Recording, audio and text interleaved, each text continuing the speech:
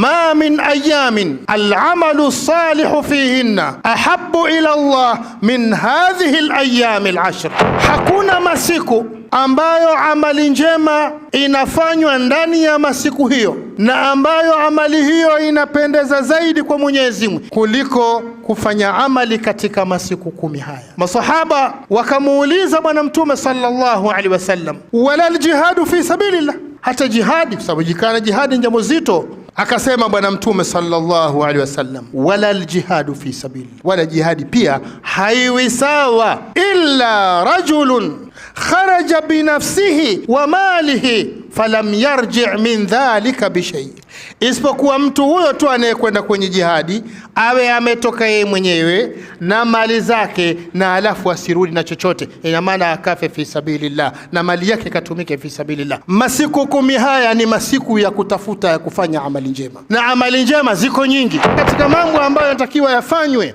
katika masiku haya 10 ni swala zima la kutoa sadaka. Zaidi ya hivyo, katika kutoa sadaka kuna kusamehewa madhambi, ndiyo kubwa kuliko yote. Allah subhanahu wa ta'ala anasema, in tubdu sadaqati fa ni'ma hi wa in tukhfuha wa tu'tuha alfuqaraa fa huwa khairul lakum wa yukaffir ankum min sayiatikum, kama mkitoa sadaka kwa dhahiri wazi, ukatoa ni bora, si jambo baya, muda kuwa nia yako. Na kama ukificha ukaitoa kwa siri, ukawa umempa masikini au fakiri kwa siri, hilo pia ni bora. Na ubora zaidi, wa yukaffir ankum sayiatikum, na Mwenyezi Mungu atakusameheni madhambi yenu katika kule kutoa. Ukiambiwa utoa sadaka, pana michango pale, kifika mstazi tena kifika aeleza, sio akupenda ustazi akwambia uchangie, akupenda wewe, kwa sababu ukitoa umpi yeye, unatengeneza mazingira yako wewe ya kupata msamaha wa Allah, ndicho kitakachokusaidia uko na kukwenda na safari nzito. Sadaka